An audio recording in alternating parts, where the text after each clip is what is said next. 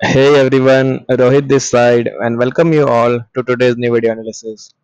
So the current time is 1619 hours and I am going to record the analysis of Nifty for tomorrow, that is 13th of January 2025. So previous videos में काफ़ी clearly discussions किए थे, काफ़ी clearly बताया था कि market का broad overview कैसा है और मेरे को किस किस लेवल्स पे सेल करना है और कहाँ कहाँ पे बाय करना है। कल एक वीकली एनालिसिस भी मैंने यहाँ पे पोस्ट किया था जिसमें मैंने वीकली लेवल पे बताया है कि निफ्टी इस टाइम किस क्रिटिकल लेवल पे आके खड़ा है।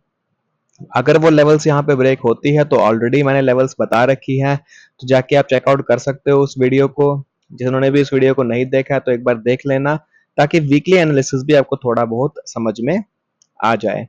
तो फिलहाल हूँ मैं डेली एनालिसिस पे के चार्ट पे, और हम यहाँ पे समझेंगे कि कल कल के लिए कौन सी इंपॉर्टेंट लेवल्स रहने वाली है और हमें कल निफ्टी में कैसे यहाँ पे ट्रेड करना चाहिए। तो starting from Nifty on one day time frame, तो अगर मैं वन डे के टाइम फ्रेम पे यहाँ पे देखूं तो निफ्टी ने क्या किया था, जैसा कि प्रीवियस सेशंस में मैंने डिस्कस किया था।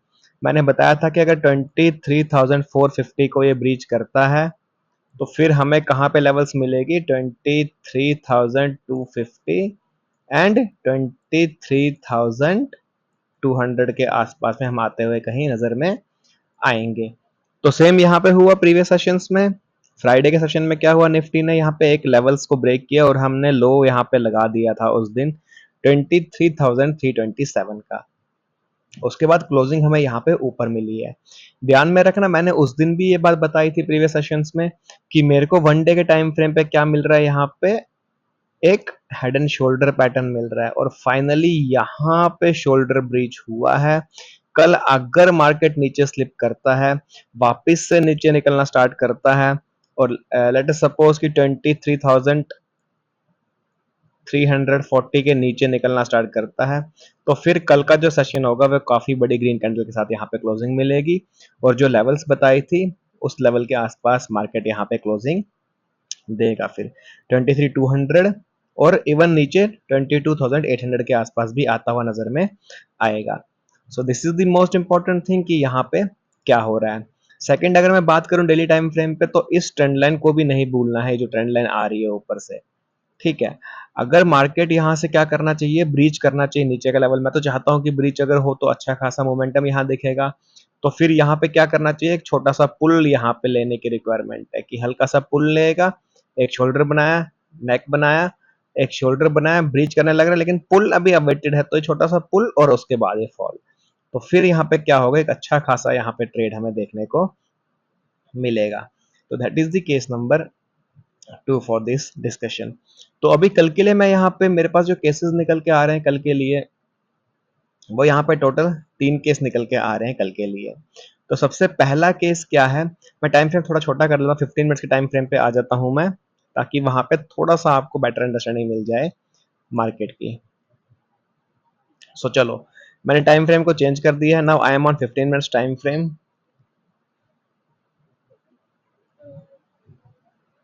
ठीक है, ऑलराइट। सो अब यहाँ पे एक चीज समझना, तो कल के लिए मैंने 3 इंपॉर्टेंट चीजें बताई है कि कल के लिए 3 चीज मेरे को कल के लिए यहाँ पे फोकस करनी है। तो सबसे फोरमोस्ट प्रायोरिटी जो है, दैट इज 23,800।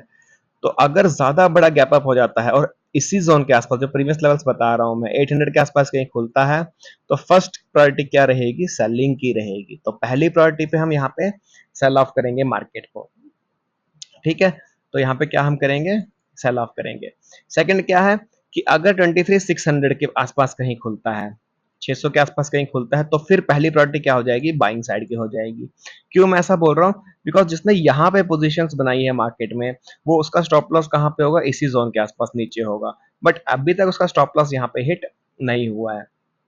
सो जब तक ये स्टॉप लॉस हिट नहीं होगा तब तो वो ट्रेड में बना रहेगा, क्योंकि वीकली एक्सपायरी पे है वो या मंथली एक्सपायरी पे है वो। तो अगर ये ब्रीच होता है तो उसको क्या दिखाई देगा, प्रॉफिट दिखेगा। तो ये क्या करेगा, क्वांटिटी को बढ़ाएगा और यहाँ से मार्केट क्या कर जाएगा, शॉर्ट कवरिंग आ जाएगी, जो कि पुश करेगी मार्केट को 23,800 के आसपास।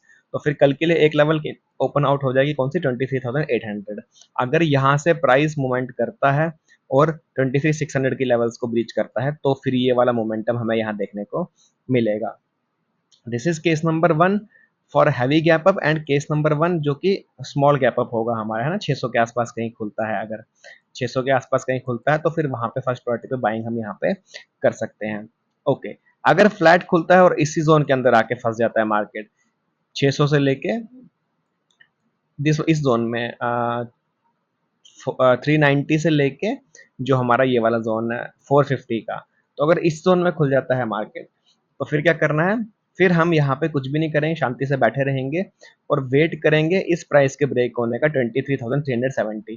तो 370 जैसे यहाँ ब्रीच होगा नीचे, तो फिर पी की पोजीशंस को वहां पे लिया जाएगा और फिर वहां से हम टारगेट्स को मार्क करेंगे 200 के आसपास तक का। ठीक है, जैसे कि पहले यहाँ पे डिस्कस किया था। और थर्ड केस में यहाँ पे क्या रहेगा, अगर गैप डाउन हो जाता है और गैप डाउन क्या कर देता है, ऑलरेडी 200 के आसपास कहीं खुलता है इस जोन पे, तो फिर सबसे पहले क्या किया जाएगा, सेल ऑफ किया जाएगा। क्यों बता रहा हूँ, बिकॉज इन्होंने यहाँ पोजीशन बनाई है, उनका स्टॉप लॉस भी यहीं पे है। तो जैसे ही स्टॉप लॉस कटेगा मार्केट क्या हो जाएगा, एक तेजी से फॉल करेगा। अगर उसको ऊपर जाना होगा that is different case, but तेजी से पहले फॉल करेगा और फिर अगर डब्ल्यू पैटर्न हमें दिखता है तो वहां पे हम बाय आउट कर सकते हैं, नहीं तो फिर हम फॉल के साथ कंटिन्यूशन में रह सकते हैं 23,800 के लेवल्स के लिए, 22,800 के लेवल्स के लिए। ठीक है, तो वापस से रिपीट कर देता हूँ, ये मेरे 3 केसेस है। सबसे पहला ज़्यादा बड़ा गैप अप हो जाता है, 800 के आसपास कहीं खुलता है तो सीधा सेल ऑफ करना है वहाँ पे। 600 के आसपास कहीं खुलता है और फर्स्ट कैंडल ऊपर निकलती है तो वहाँ पे बाइंग स्विंग को हम प्रेफर करेंगे ज़्यादा से ज़्यादा। फ्लैट ओपनिंग होती है, फ्लैट के साथ अगर ब्रेक करता है डाउन साइड में तो फिर पीई पोजीशंस को बनाया जाएगा। ऊपर की साइड की पोजीशंस को मैं अवॉइड करूंगा, क्यों, क्योंकि फिर ये ट्रैप आउट कर सकता है हमें। यहाँ ऊपर की पोजीशन मैं तभी लूंगा जब 23,600 के ऊपर सस्टेन करना स्टार्ट करेगा। ठीक है, याद रखें 23,600 के ऊपर सस्टेन के तो लेंगे। और उसके बाद चौथा यहाँ पे दैट इज थर्ड इंपॉर्टेंट क्या था यहाँ पे, अगर इसके नीचे क्या हो जाता है, गैप डाउन हो जाता है, गैप डाउन के साथ फिर हम क्या करेंगे, फर्स्ट कैंडल पे ही सेल ऑफ करना यहाँ पसंद करेंगे, बिकॉज इनके स्टॉप लॉस हिट होंगे तो अल्टीमेटली क्या हो जाएगा, शॉर्ट कवरिंग वहां पे आना स्टार्ट हो जाएगी। और अगर यहाँ से मैंने बताया कि अगर ये 600 के लेवल को ब्रेक करता तो मैंने क्यों बोला फिर ये ऊपर निकल सकता है, बिकॉज इनके स्टॉप लॉस यहाँ पे है और ये जो पुट वाले जो प्रीवियस डे से बैठे हुए हैं उनके स्टॉप लॉस यहीं कहीं होंगे, यहाँ पे तो हिट कर देगा तो फिर शॉर्ट कवरिंग यहाँ पे आने की पॉसिबिलिटी ज्यादा बढ़ जाएगी। तो ये एक छोटा सा डिस्कशन था। वीडियो पसंद आ रहा है तो वीडियो को लाइक कर सकते हो, चैनल को सब्सक्राइब कर सकते हो और अपने दोस्तों के साथ ऐसे इन्फॉर्मेटिव वीडियो को शेयर कर सकते हो। बाकी मिलते हैं नेक्स्ट वीडियो एनालिसिस के साथ, तब तक के लिए take care and have a safe trading.